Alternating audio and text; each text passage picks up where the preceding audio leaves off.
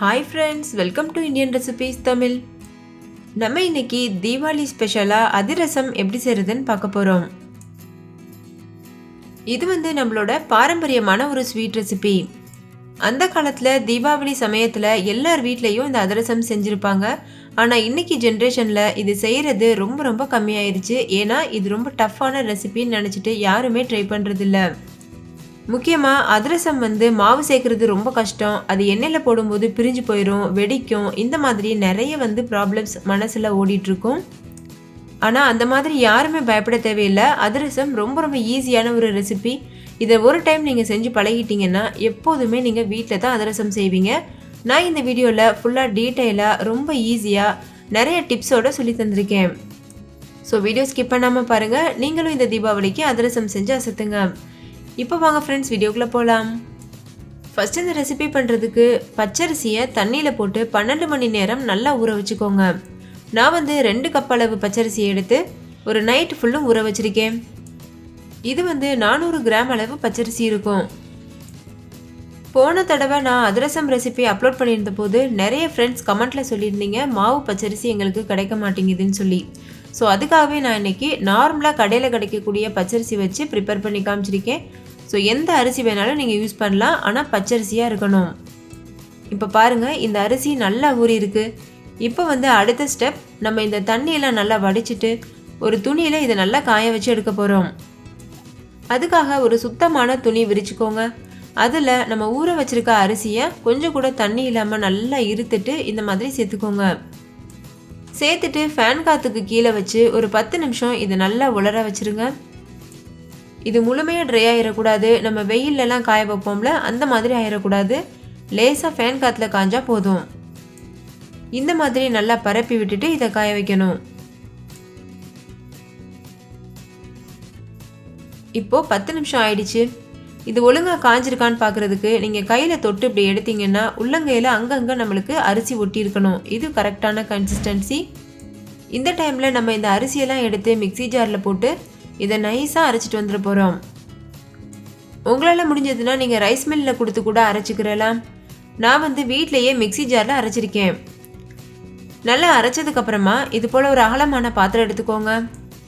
அதில் ஒரு சன்னி வச்சுட்டு நம்ம ஏற்கனவே அரைச்ச அரிசி மாவை இதில் சேர்த்துடணும். சேர்த்துட்டு இது நல்லா ஜலிச்சுக்கணும். இந்த மாவு ஈரமாக இருக்கிறதுனால ஜலிக்கிறதுக்கு கொஞ்சம் கஷ்டமாக இருக்கும், ஆனால் நல்லா ஜலிச்சுக்கோங்க. எந்த அளவுக்கு நம்ம ஜலிக்கிறோமோ அவ்வளோத்துக்கு நம்மளோட அதிரசம் உள்ள நல்ல சாஃப்டாக இருக்கும். ஒவ்வொரு தடவை மாவு அரைக்கும் போதும் ஜலிச்சுட்டு மீத இருக்க குருணையை மிக்சி ஜாரில் போட்டு மறுபடிக்கும் அரைச்சி மறுபடிக்கும் ஜலிச்சு இந்த பாத்திரத்தில் சேர்த்துடணும். பாருங்கள் எவ்வளோ குருணை மெஞ்சி இருக்குது. இதெல்லாம் இருந்ததுன்னா அதிரசம் பிரிஞ்சு போகிறதுக்கு வாய்ப்பு இருக்குது. அதனால் கொஞ்சம் கூட குருணை இல்லாமல் பார்த்துக்கோங்க. இப்போ இதை நம்ம அடுத்த பேட்ச் அரிசி அரைக்கும் போது அது கூடவே சேர்த்து அரைச்சிட்டு மறுபடிக்கும் ஜலிச்சு சேர்த்துடலாம். இப்போ இன்னொரு பேட்ச் அரிசியை அரைச்சிட்டு வந்தாச்சு. இதையும் நம்ம நல்லா ஜலிச்சுக்கிடலாம்.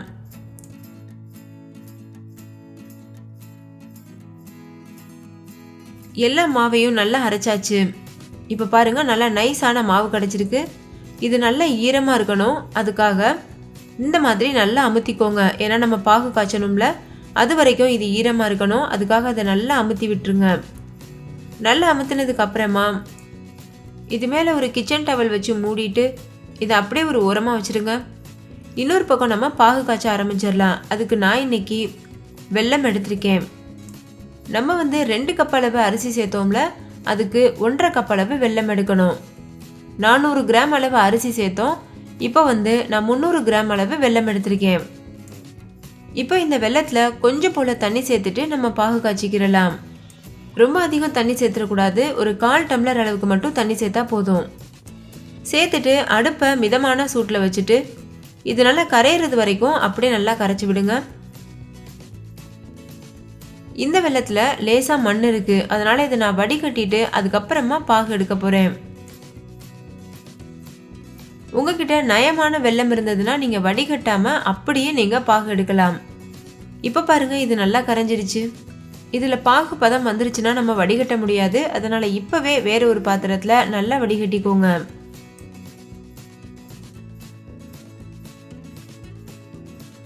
இப்போ பாருங்க இது நல்லா வடிகட்டியாச்சு. இதில் பாருங்க எவ்வளோ மண் இருக்கு. இதுக்காக தான் நம்ம வடிகட்டினோம். இப்போ வந்து அடுப்பை ஹை ஃப்ளேமில் வச்சுட்டு இதை நல்லா கலந்துட்டே இருங்க. கொஞ்ச நேரத்துலேயே பாகு வந்து வந்துடும். நம்ம 5 நிமிஷத்துக்கு ஒருக்கா செக் பண்ணி பார்த்துட்டே இருக்கணும் பாகு பதம் வந்துருச்சான்னு சொல்லி. அது எப்படி கண்டுபிடிக்கிறதுனா, வெல்லம் வந்து முறிஞ்சு ஒரு வாசனை வர ஆரம்பிக்கும் பாருங்க. இந்த அளவுக்கு கெட்டியாக ஆரம்பிக்கும். இந்த டைமில் நம்ம பாகு பதம் செக் பண்ணி பார்க்கணும். அதுக்கு ஒரு பாத்திரத்தில் தண்ணி வச்சுட்டு கொஞ்சம் போல் இந்த பாகை விட்டு பாருங்கள். பாகு கரையாமல் நிற்கிது அந்த தண்ணியில். அதுக்கப்புறம் நம்ம கையில் எடுக்கும்போது எடுக்க வரணும். நம்ம உருட்டும் போது கரெக்டான ஷேப்புக்கு அது உருட்டவும் வரணும். அதாவது இதை வந்து தக்காளி பதம்னு சொல்லுவோம். ரொம்ப சாஃப்டாக இருக்கும், ஹார்டாக இருக்கக்கூடாது.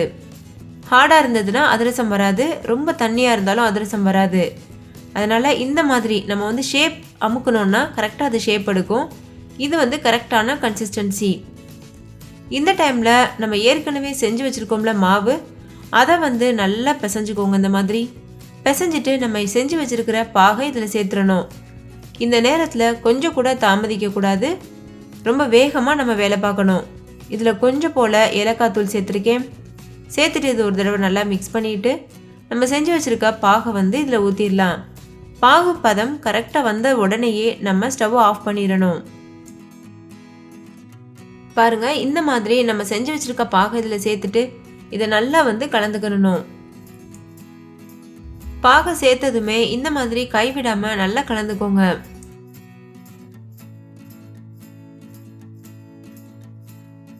இப்போ பாருங்க, இது நல்லா மிக்ஸ் பண்ணியாச்சு. இது பார்க்குறதுக்கு கொஞ்சம் தண்ணியாக இருக்க மாதிரி இருக்கும். ஆனால் நம்ம 2 நாள் காய வைப்போம்ல, அப்போ இது நல்லா இறுகிரும். அதனால் நம்ம பயப்பட தேவையில்லை. இப்போ நம்ம இவ்வளோ பெரிய கடாயில் ஸ்டோர் பண்ணணும்னு அவசியம் இல்லை. நம்ம ஒரு சின்ன பாத்திரத்தில் ஸ்டோர் பண்ணி வச்சிடலாம்.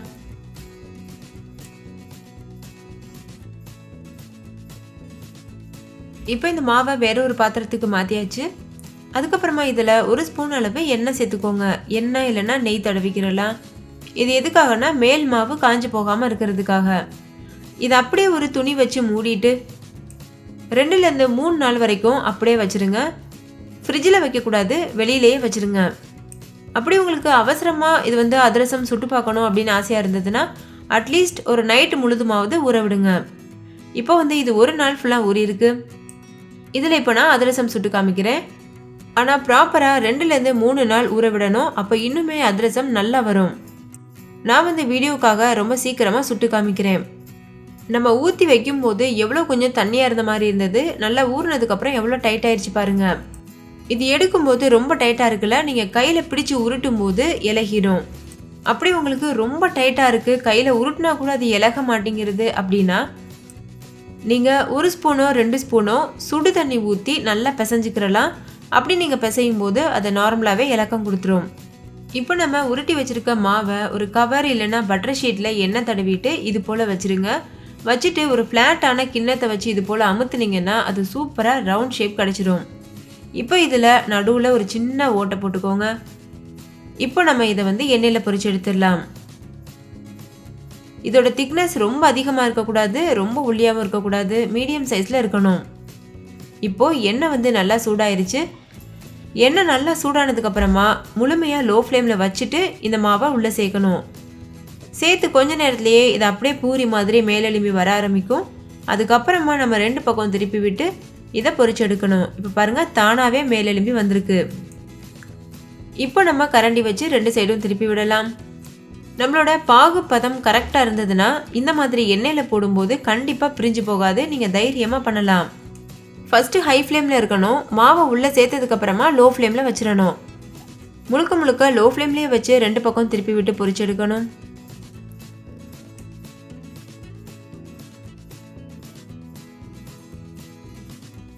இப்போ பாருங்கள், அதிரசம் நல்லா வெந்துருச்சு. இப்போ இதை நம்ம வெளியில் எடுத்துடலாம். இதே போல் மீத இருக்க எல்லா மாவுலையும் அதிரசம் பொரிச்சு எடுத்துருங்க. பிகினராக இருந்தீங்கன்னா ஒவ்வொரு அதிரசமாக சுட்டுடுங்க. அப்போ தான் உங்களுக்கு ஈஸியாக இருக்கும். நல்ல பழக்கமானவங்கன்னா ஒரு டைமில் 4 அதிரசம் கூட போட்டு எடுக்கலாம். கடாயும் கொஞ்சம் பெருசாக இருக்கணும். மாவு ரொம்ப கெட்டியாயிட்டா அதை எப்படி பண்ணுறதுன்னு சொல்லி தந்தேன். அதே மாதிரி மாவு ரொம்ப தண்ணியாக இருக்குது, 2 நாளைக்கு அப்புறமாவும் தண்ணியாக இருக்குதுன்னு சில பேர் வந்து யோசிப்பீங்க. சில பேருக்கு அந்த மாதிரி ப்ராப்ளம்ஸ் வரலாம். அப்படி இருக்கும்போது 1 ஸ்பூன் 2 ஸ்பூனோ நீங்கள் வந்து கோதுமை மாவு இல்லைன்னா அரிசி மாவு போட்டு நல்லா பிசைஞ்சிட்டு அதுக்கப்புறமா நீங்கள் அதிரசம் சுடலாம். மெயினாக இதில் நம்ம பார்க்க வேண்டியது பாகு பதம் மட்டும்தான். அது மட்டும் நீங்கள் பெர்ஃபெக்டாக பண்ணிட்டீங்கன்னா கண்டிப்பாக அதிரசம் ஃப்ளாப் ஆகாது. அதே மாதிரி பொரிச்செடுக்கும் போது எண்ணெயோட சூடு ரொம்ப ரொம்ப முக்கியம். ஃபஸ்ட்டு சூடாக இருக்கணும். நீங்கள் மாவை உள்ளே சேர்த்ததுக்கப்புறமா லோ ஃப்ளேமில் வச்சிடணும். ஸோ அவ்வளோதான் ஃப்ரெண்ட்ஸ், எல்லா டிப்ஸ் அண்ட் ட்ரிக்ஸ் உங்களோட நான் ஷேர் பண்ணிவிட்டேன். நீங்கள் இதே போல் டிப்ஸ் அண்ட் ட்ரிக்ஸ் ஃபாலோ பண்ணிவிட்டு அதிரசம் இந்த தீபாவளிக்கு செஞ்சு பாருங்கள். கண்டிப்பாக நீங்கள் சூப்பராக பண்ணுவீங்க. ஸோ ஃப்ரெண்ட்ஸ், இந்த ரெசிபி உங்கள் எல்லாருக்கும் ரொம்ப பிடிச்சிருக்கும்னு நம்புகிறேன். பிடிச்சிருந்தா லைக் பண்ணுங்கள், உங்கள் ஃப்ரெண்ட்ஸ் கூட நிறைய ஷேர் பண்ணுங்கள். ஸோ அவங்களும் பார்த்து பயன்பெறட்டும். இன்னொரு சூப்பரான ரெசிபியோட நான் உங்களை சந்திக்கிறேன். தேங்க்யூ, பாய்.